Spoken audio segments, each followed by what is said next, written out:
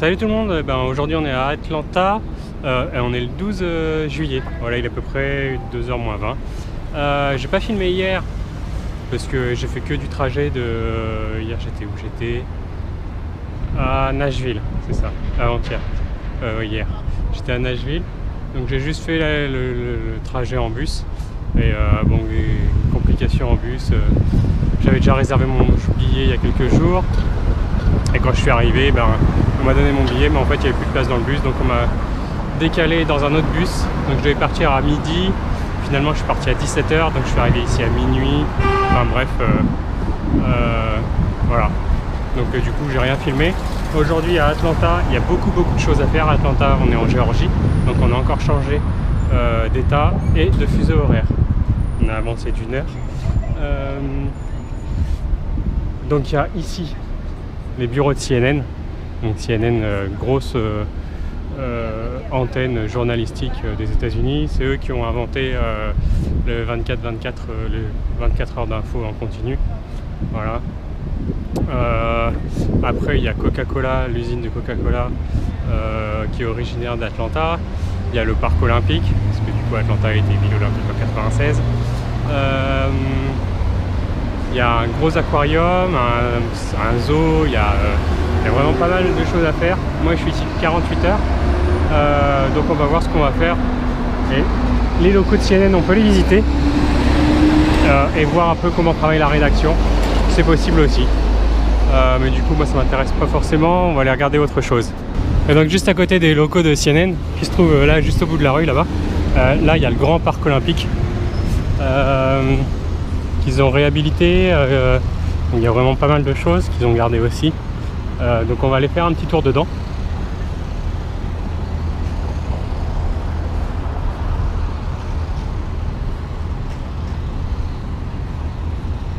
Ah bah il y a un panneau juste là. Voilà. Donc il est quand même assez grand, le parc olympique. Et après on va voir ce qu'on va faire. Il y a quand même pas mal de choses du coup à faire à Atlanta. Et c'est assez bizarre Atlanta parce que c'est l'une des seules villes, enfin, pour l'instant que j'ai faite, où l'autoroute coupe la ville en deux. Elle passe vraiment à l'intérieur de la ville. Elle s'en met pas quoi. Donc comme il fait chaud, il y a des fontaines là-bas avec plein de gamins qui jouent dans l'eau, qui jouent avec l'eau. Là il y a un grand bassin, mais ça c'est interdit de se baigner. Voilà, après il y a pas mal de terrains d'herbe, etc. Là-bas, le musée des stars du football américain. Donc peut-être qu'on ira faire un tour, mais pas aujourd'hui, je crois pas. Voilà.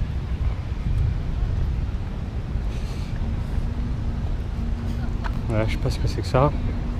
On va aller voir.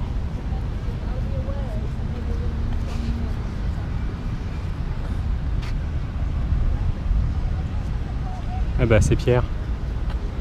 Voilà, Pierre de Coubertin. Bien sûr, important, c'est pas de gagner, c'est de participer. Voilà. Le fondateur des Jeux Olympiques modernes. Et donc juste au bout du parc qui est là, et bien là, on a John Pemberton, donc qui est l'inventeur du Coca-Cola en 1886. Et donc voici le musée Coca-Cola. Donc je crois qu'il fait les deux côtés. Tant qu'à faire à Atlanta, autant aller voir ça.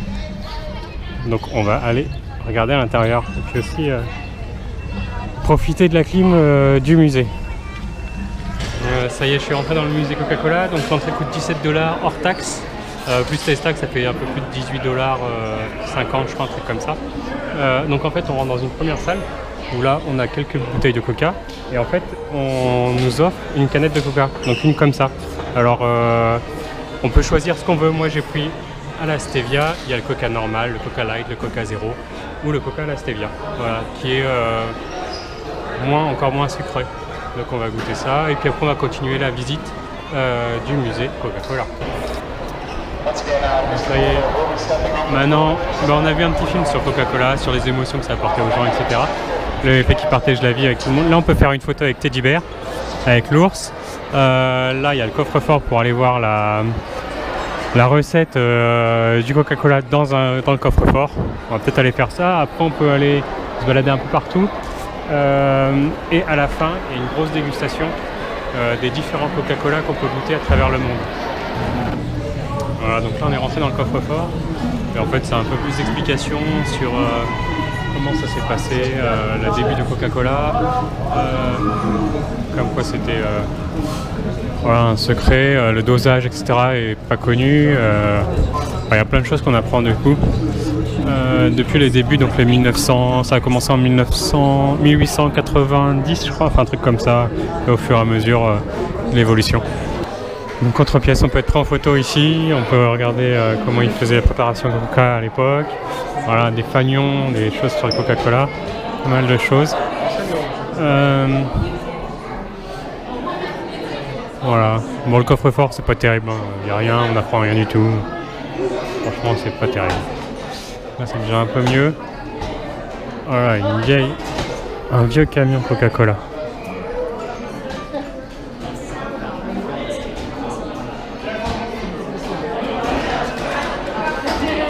Ah, les bouteilles de Coca-Cola en fonction de l'état. Indiana, Iowa, Kansas, Kentucky, etc. Alors ensuite là on a des vieilles affiches Coca-Cola. Qui doivent dater des années 50, 60. Ouais.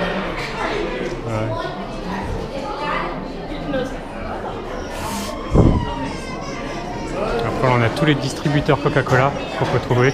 Des vieux distributeurs, des distributeurs japonais. Voilà. Encore des vieilles affiches.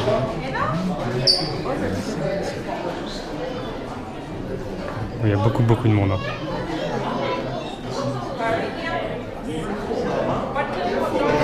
Et ensuite là on a les différentes torches olympiques, forcément avec le logo Coca-Cola aussi, qui sont partenaires.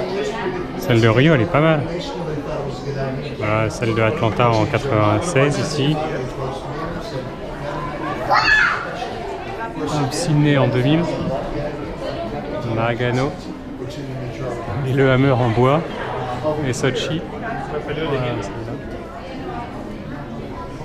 Voilà, et donc Coca accompagne aussi le sport. Avec Alice Coachman et Jesse Owens là-haut, les athlètes. Voilà, il y a le hockey, le baseball, un peu tous les sports. Le baseball, le tennis.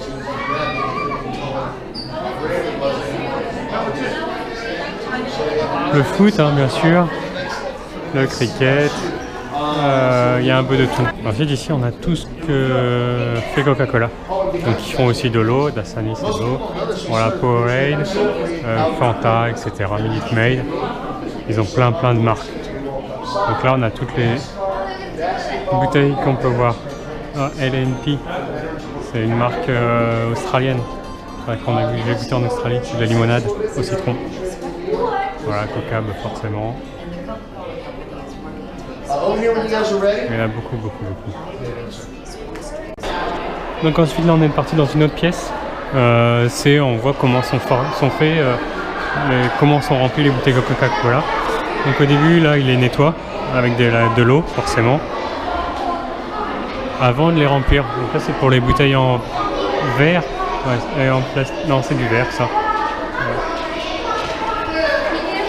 Avec le caramel. Là, on voit le circuit que font toutes les bouteilles.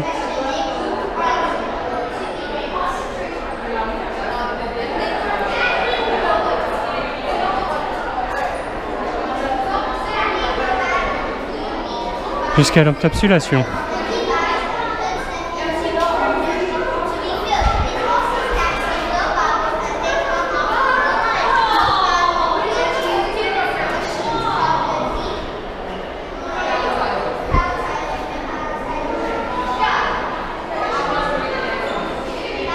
Avec le laboratoire pour goûter. Autre endroit, voilà, avec le Père Noël. Grande histoire d'amour avec le Père Noël depuis 1931.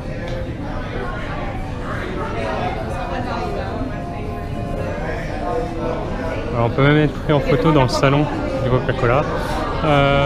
Et du coup dans cette pièce c'est toutes les créations Coca-Cola. Enfin tout ce qu'on peut faire avec les canettes. Notamment ici dans cette vitrine là, on peut voir Il y en a qui font des girafes, des dinosaures, des voitures, des pommes, des casquettes, guitare. Ouais, il y a un peu de tout. Lampe. Un petit avion, un bateau, enfin il y a plein de choses, une harpe. Voilà. Et si on veut être pris en photo, c'est ici.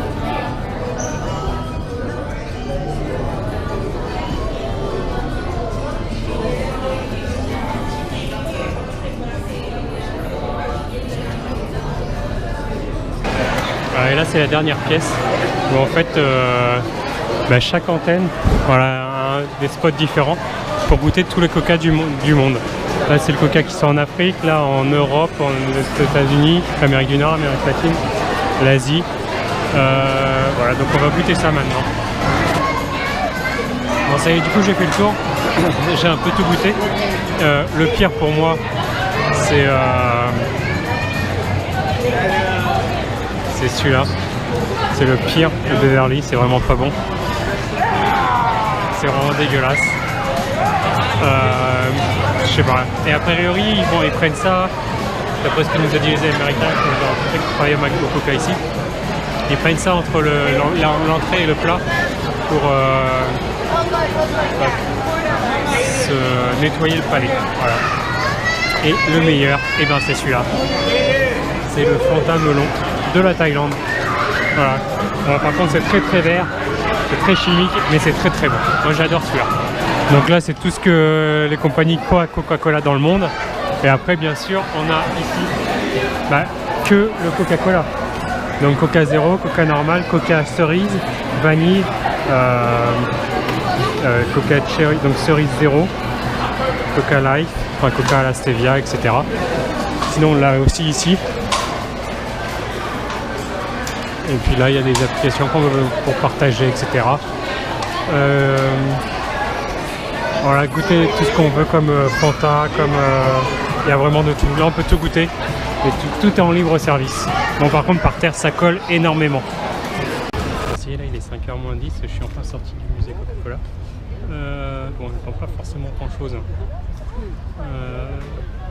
Le point fort du musée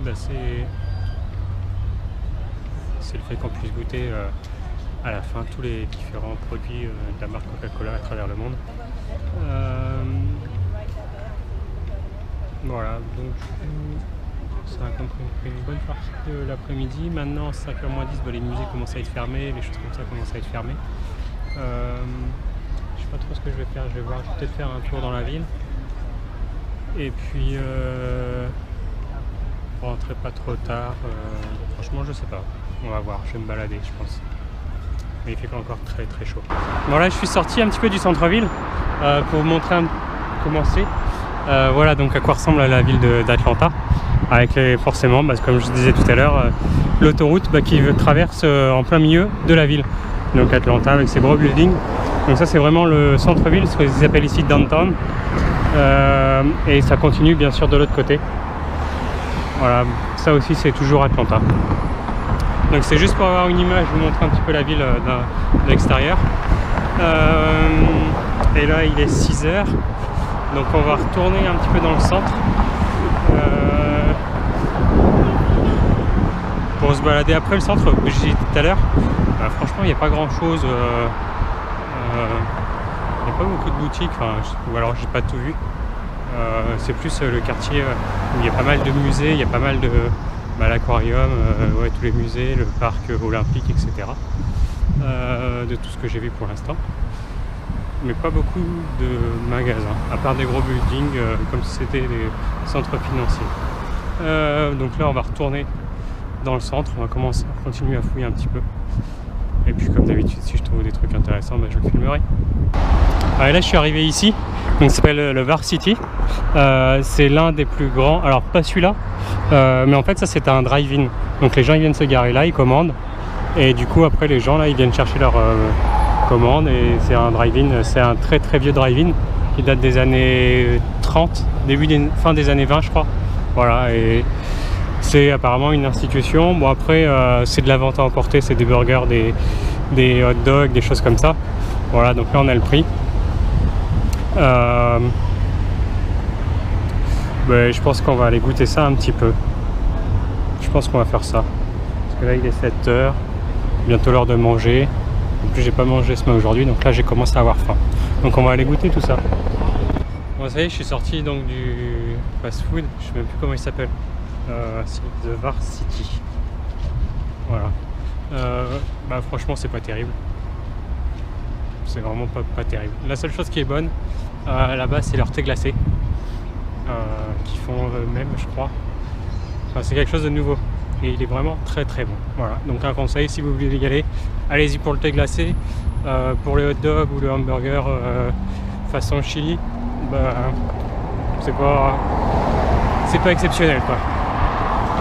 Donc là, et ben pour rentrer chez moi, faut que je traverse le centre-ville et les autoroutes.